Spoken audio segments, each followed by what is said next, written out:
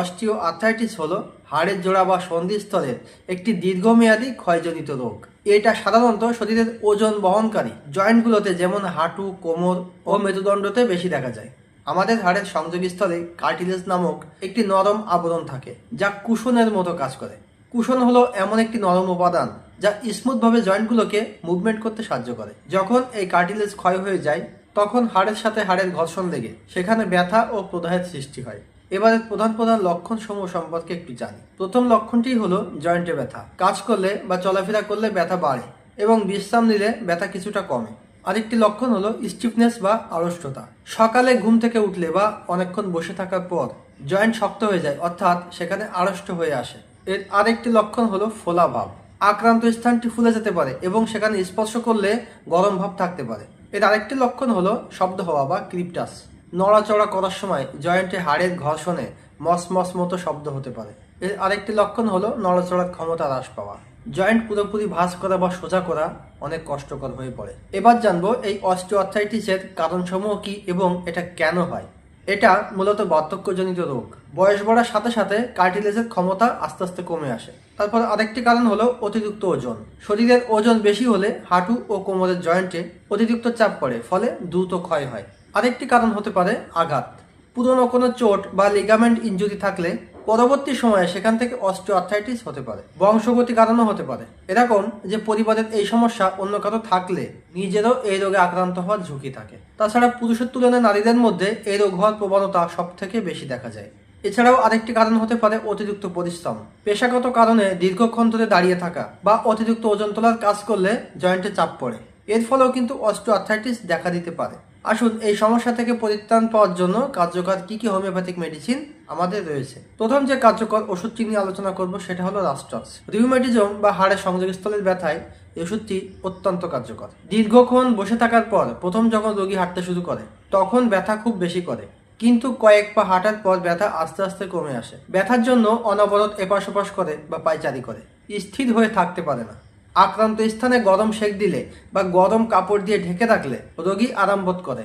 তবে বর্ষাকালে বা ভেজা মাটিতে কাজ করলে ব্যথা বেড়ে যায়। এই লক্ষণগুলি থাকলে সেখানে রাস্টক্স প্রয়োগ করতে হবে। হোমিওপ্যাথির আরেকটি গুরুত্বপূর্ণ ঔষধ হলো ব্রায়োনিয়া।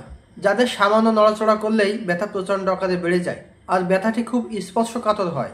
রোগী যখন একদম স্থিরভাবে শুয়ে বা বসে থাকেন তখন ভালো বোধ করেন, তখন এই ওষুধটির কথা প্রথমেই মনে আসে। এর অন্যতম একটি লক্ষণ হলো রোগীর যে জয়েন্টে ব্যথা হচ্ছে সেই দিকে চেপে শুলে বা শক্ত করে ব্যান্ডেজ দিয়ে বেঁধে রাখলে সে কিছুটা আরাম বোধ করে। আক্রান্ত জয়েন্ট বা গিঁট লাল হয়ে ফুলে যেতে পারে এবং স্থানটি গরম থাকে। রোগীর শরীরে শুষ্কতা দেখা দেয়, তাই এই রোগীর প্রচণ্ড পানি পিপাসা থাকে।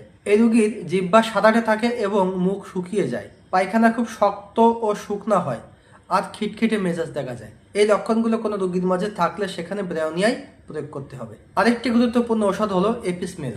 এপিসমেল হাড়ের জয়েন্টের ব্যথায় এপিসমেল অত্যন্ত কার্যকরী একটি ঔষধ। এর লক্ষণ হলো আক্রান্ত জয়েন্ট বা গিঁট মারাত্মকভাবে ফুলে যায় আর ফোলা অংশটি দেখতে চকচকে লাল বা গোলাপি বর্ণের হয়। জয়েন্টে এমন ব্যথা হয় যেন কেউ হুল ফুটিয়ে দিচ্ছে। এই হুল ফুটানো বা জ্বালাপোড়া করা ব্যথা এপিসের সবথেকে বড় বৈশিষ্ট্য। ব্যথা খুবই স্পর্শকাতর হয় এবং তৃষ্ণাহীনতা থাকে, অর্থাৎ সহজে পানি পিপাসা লাগে না। গরমে বা গরম ঘরে বা আগুনের তাপে বা গরম সেক দিলে কষ্ট আরও বৃদ্ধি পায়। আর ঠান্ডা প্রয়োগে বা ঠান্ডা পানিতে ধুয়ে ফেললে রোগী অনেক আরাম বোধ করে। খোলা বাতাসেও রোগী অনেক ভালো থাকে। এই লক্ষণগুলো পেলে সেখানে এপিসমেলই প্রয়োগ করতে হবে। আরেকটি গুরুত্বপূর্ণ ঔষধ হলো ক্যালকেরিয়া ফ্লোর। ক্যালকেরিয়া ফ্লোর অস্টিওআর্থ্রাইটিসের কারণে জয়েন্টের হাড়ের কিনারে যদি বাড়তি হাড় গজায় বা হাড় উঁচু নিচু হয়ে যায়, তবে এই ওষুধটি তা গলিয়ে দিতে বা ব্যথা কমাতে জাদুর মতো কাজ করতে পারে। যদি জয়েন্টের চারপাশের লেগামেন্ট বা মাংসপেশি যদি অত্যন্ত শক্ত হয়ে যায় এবং হাত দিলে পাথরের মতো কঠিন মনে হয়, তবে ক্যালকেরিয়া ফ্লোর সবচেয়ে উপকারী। নড়াচড়া করার সময় জয়েন্টে মড়মড়ে বা কড়কড়ে শব্দ হয়। দীর্ঘক্ষণ বিশ্রাম বা বসে থাকার পর প্রথম নড়াচড়া করতে গেলে প্রচণ্ড ব্যথা অনুভূত হয়। বিশ্রামে এবং আবহাওয়া পরিবর্তনের সময়, বিশেষ করে বর্ষায় বা স্যাঁতসেঁতে আবহাওয়ায় এই কষ্টগুলো বাড়ে। আক্রান্ত স্থানে গরম সেক দিলে বা অবিরত নড়াচড়া করলে রোগী ভালো থাকে বা উপশম বোধ করে। আরেকটি গুরুত্বপূর্ণ ঔষধ হলো লিডাম্পাল। লিডাম্পাল অস্টিওআর্থ্রাইটিসের ক্ষেত্রে লিডাম্পাল একটি সুনির্দিষ্ট ঔষধ। বিশেষ করে যখন দেখা যায় ব্যথা প্রথম গোড়ালি বা পায়ের পাতা থেকে শুরু করে ক্রমান্বয়ে উপর দিকে উঠছে, অর্থাৎ হাঁটু বা কোমরের দিকে ছড়িয়ে পড়ছে, ব্যথার স্থানটি স্পর্শ করলে বরফের মতো ঠান্ডা মনে হয়। আর আশ্চর্যজনক বিষয় হলো আক্রান্ত স্থান এতটা ঠান্ডা তা সত্ত্বেও রোগী সেখানে গরম সহ্য করতে পারে না, বরং সেখানে ঠান্ডা পানি বা বরফ সেঁক দিলে রোগী আরাম বোধ করে। বিশেষ করে পায়ের ছোট ছোট গিঁট বা হাঁটু ফুলে যায়। আরেকটি গুরুত্বপূর্ণ ও কার্যকরী ঔষধ হলো কোষ্ঠিকাম। কোষ্ঠিকাম অস্টিওআর্থ্রাইটিস বা বাতের ব্যথায় কোষ্ঠিকাম হলো অত্যন্ত কার্যকরী ও গুরুত্বপূর্ণ একটি ঔষধ। আক্রান্ত স্থানে তীব্র অরষ্টতা থাকে, মনে হয় যেন পেশি ও টেন্ডনগুলো ছোট হয়ে গেছে। সন্ধি স্থানে ছিঁড়ে ফেলার মতো বা টেনে ধরার মতো ব্যথা হয়। রোগী ব্যথার কারণে স্থির থাকতেই পারে না, আর সমস্যাটিও রাতেই বেশি বৃদ্ধি পায়। সন্ধিস্থল শক্ত হয়ে যাবার কারণে হাত পা সোজা করতে বা ভাঁজ করতে কষ্ট হয়। আক্রান্ত অঙ্গে পঙ্গুত্বের মতো অনুভূতি বা তীব্র দুর্বলতা কাজ করে। ধীরে ধীরে পেশি শুকিয়ে যাওয়ার প্রবণতা দেখা দিতে পারে। কোষ্ঠিকামে রোগী সাধারণত খুবই দয়ালু এবং অন্যের দুঃখে কাতর হয়। বাতের ব্যথার পাশাপাশি যদি হাঁচি ও কাশির সময় অজান্তে সামান্য প্রস্রাব হয়ে যাওয়ার লক্ষণ থাকে, আর শীতকাতর প্রকৃতির ও খাবারে সামান্য লবণ খেতে পছন্দ করে, এই লক্ষণগুলো থাকলে সেখানে অবশ্যই কোষ্ঠিকাম প্রয়োগ করতে হবে। বলা চলে কোষ্ঠিকাম প্রয়োগেই ওই রোগী সুস্থ হবে। আরেকটি ঔষধ হলো রডোডেনড্রন। রডোডেনড্রন এই ঔষধের প্রধান বৈশিষ্ট্য হলো ঝড় বৃষ্টির আগে বা মেঘলা আবহাওয়ায় রোগের বৃদ্ধি হয়। ঝড় শুরু হওয়ার ঠিক আগ মুহূর্তে রোগীর ব্যথা বাড়ে, কিন্তু ঝড় শুরু হয়ে গেলে বা বৃষ্টি নামলে রোগী কিছুটা আরাম বোধ করে। কোষ্ঠিকামের মতো রডোডেনড্রনের ব্যথায়ও নড়াচড়া করলে বা চলাফেরা করলে রোগী কিছুটা আরাম বোধ করে। বিশেষ করে ছোট ছোট জয়েন্টগুলোতে কামড়ানো বা ছিঁড়ে ফেলার মতো ব্যথা হয়। ব্যথার স্থানে প্রচণ্ড স্পর্শকাতরতা থাকে, সামান্য চাপে বা ঠান্ডায় ব্যথা বেড়ে যায়। এছাড়াও অস্টিওআর্থ্রাইটিসে হোমিওপ্যাথির গুরুত্বপূর্ণ অন্যান্য ঔষধ রয়েছে, যেমন ছিপিয়া, থুজা, বেলেডোনা, রুটা ইত্যাদি অনেক ওষুধই রয়েছে। বন্ধুরা, অনেক ঔষধ নিয়েই আমি এখন আলোচনা করলাম, কিন্তু ঔষধের শক্তি বা মাত্রা নিয়ে আমি কোনো কথা বলিনি। কারণ একটাই, ঔষধের শক্তি বা মাত্রা নিয়ে আলোচনা করলে রোগীর মধ্যে বিভ্রান্তির সৃষ্টি হয়। ফলে অনেক রোগী ঔষধের ভুল প্রয়োগ করে ফেলে, যার কারণে সে সমস্যাটি জটিল থেকে আরও জটিলতর বা কঠিনতম অবস্থায় পৌঁছে যায়। এজন্য অবশ্যই একজন রেজিস্টার্ড চিকিৎসকের পরামর্শ অনুযায়ী ওষুধ সেবন করা উচিত। আমি যে ওষুধগুলো নিয়ে আলোচনা করলাম এর মধ্যে থেকে একটি ওষুধই আপনার নির্বাচন করতে হবে এবং সেটিই সেবন করতে হবে, আর যথাযথ নিয়ম অনুসারে।